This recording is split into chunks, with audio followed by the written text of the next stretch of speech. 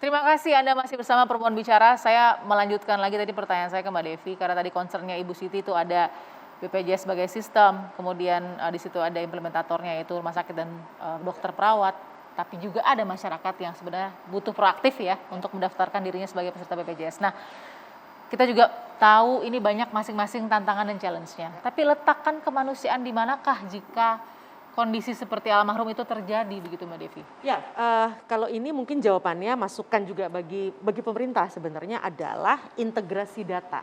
Jadi ketika kemudian pada akhirnya rumah sakit misalnya memutuskan bahwa orang ini harus segera dirawat, tapi warga kemudian ragu karena merasa belum daftar, maka ketika ada satu sistem yang bisa cepat antara Kemensos, lalu rumah sakit dan juga BPJS ketika integrasinya dan sekarang bisa sangat mudah dijembatani dengan teknologi, itu mudah-mudahan bisa mencegah aksi-aksi seperti ini gitu. Artinya kejadian-kejadian musibah seperti ini.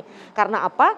Memang bagaimanapun juga data itu penting. Kita perlu memverifikasi gitu ya demi kelancaran semuanya gitu. Di seluruh negara ini hal yang sangat lumrah gitu ya, yang namanya data itu dibutuhkan. Tapi ketika proses verifikasinya lebih cepat dibantu dengan teknologi, mudah-mudahan rumah sakit juga lebih cepat memutuskan, warga yang tahu ternyata memang belum memiliki data bisa dengan cepat mendaftar, langsung ada model verifikasi 24 jam, ya. Itu mudah-mudahan bisa dibantu. Ini yang menurut hemat saya ke depan perlu disempurnakan. Oke, tapi dilematisnya Mbak Devi, kalau memang kan namanya menyempurnakan sistem itu butuh waktu, karena banyak stakeholder. Nah, tapi jika kondisi seperti ini terjadi, yang diharapkan Mbak Devi sebagai pengamat sosial, apa sih tindakan yang mungkin sedikit lebih aman dan arif begitu mungkin? Ya, artinya kalau rumah sakit kan harusnya sudah punya komunikasi, bahkan mungkin punya MOU dan kerjasama dengan BPJS. Ya. Menurut hemat saya kalau walaupun tadi kan dokter yang sebenarnya lebih paham, ya. Kalau memang kira-kira sangat berbahaya bagi orang tersebut,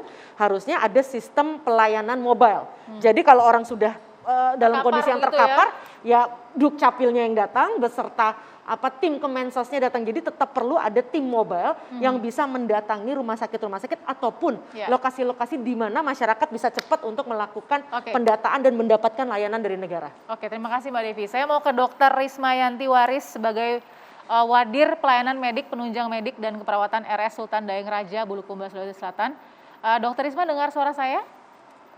Iya, kedengaran. Baik, Dok, saya recap sedikit ya Dok ya. Penjelasan dari keluarga pasien tadi adalah ketika sudah dirawat berhari-hari kemudian harus menjalani operasi, tidak punya IKTP, intinya langsung mengurus. Namun pada saat mengurus pun akhirnya pasien harus keluar dari rumah sakit dan ini pun harus dengan syarat melunasi seluruh administrasi tadi menurut keterangan dari keluarga pasien.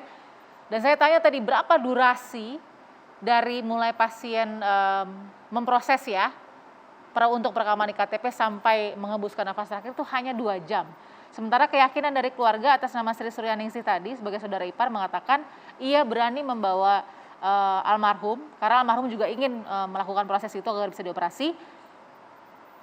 Hanya 2 jam saja kemudian sudah mengembuskan nafas terakhir. Nah, ini artinya diagnosa bahwa dokter bilang baik-baik saja kok. Ini bagaimana mungkin bisa diartikan sedikit mungkin dokter, silakan. Oh ya. Pertama-tama terima kasih ya atas kesempatan yang diberikan kepada kami dari pihak rumah sakit untuk sedikit mengklarifikasi apa sebenarnya yang terjadi di lapangan. Jadi sebelumnya saya mewakili pimpinan rumah sakit, mengelola serta seluruh profesional pemberi asuhan yang terlibat dalam penanganan pasien ini almarhum Tuan Alimuddin. Mengucapkan bela sungkawa yang mendalam kepada keluarga almarhum atas meninggalnya almarhum. Semoga kita doakan bersama semoga almarhum ini mendapatkan tempat yang terindah di sisi Allah Subhanahu wa taala. Amin amin. Amin ya rabbal alamin. Ya. Terima kasih. Jadi mungkin saya klarifikasi ya. Jadi pasien ini masuk tanggal 12 Maret setelah dengan keluhan buang air besarnya yang susah selama 2 minggu. Setelah dilakukan serangkaian pemeriksaan, dokter di IGD menegakkan diagnosis bahwa pasien ini almarhum menderita ileus obstruksi. Ileus obstruksi itu adalah penyumbatan pada usus yang bersifat parsial atau sebagian. Kemudian dilakukan penanganan medis untuk kasus emergensinya tanpa di IGD tanpa melihat kita tidak kita mengedepankan pelayanan dibanding administrasinya. Ya, waktu masuk kita tidak melihat bahwa ini jenis pasiennya apakah dia umum atau BPJS, di IGD dilayani langsung dilayani sesuai dengan keadaan keadaannya, keluhannya dan penegakan diagnosis. Kemudian setelah keadaan stabil, keesokan harinya pasien dipindahkan ke perawatan, barulah pada saat di perawatan ada petugas yang memang bertugas untuk menanyakan penjaminannya ini apakah dia umum atau BPJS atau dan sebagainya,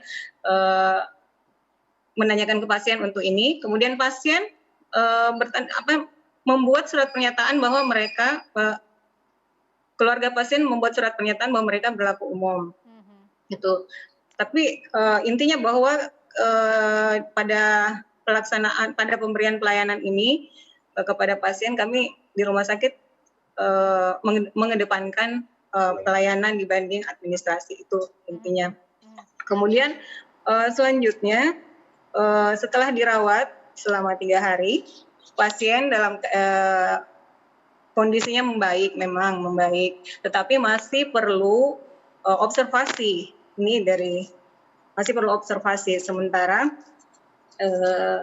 pasien ini dokter menjelaskan bahwa memang diperlukan tindakan operasi. Ya, diperlukan dalam hal operasi. ini ya, tapi sifatnya tidak emergensi. Jadi masih bisa sifatnya tidak emergensi. Namun pada observasi pasien ini memang pada saat itu pasien sebenarnya belum boleh dipulangkan. Jadi masih harus harus diobservasi. Dokter, maaf saya potong sedikit. Ketika sudah dikatakan membaik, penyumbatan usus infeksi parsial begitu ya, sehingga bisa kemudian dilepaskan. Nah, benar tidak ada informasi, kan ini harus buru-buru mengurus ke Dukcapil agar bisa operasi dengan BPJS. Benar tidak harus melakukan pelunasan dulu baru boleh keluar begitu, Dok? Mohon maaf. Iya, jadi ini kan pasiennya kan pulang atas permintaan sendiri. Tapi sebelumnya diberikan edukasi oleh dokter, ada case manager, ada perawat, memberikan edukasi untuk jangan pulang dulu karena masih butuh pemantauan. Kondisinya masih butuh pemantauan sebenarnya, tapi karena memang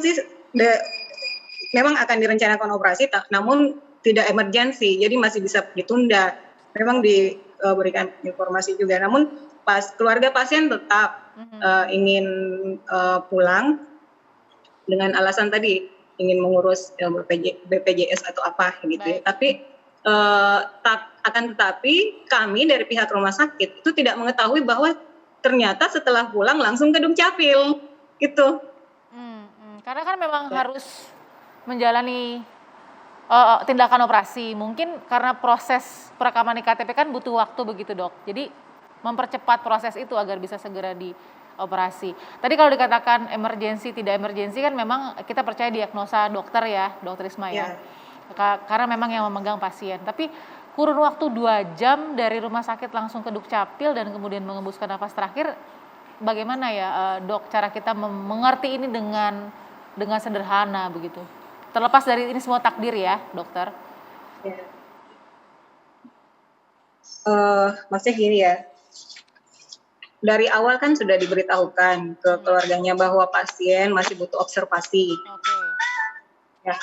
Namun keluarga berkeras tetap ingin pulang.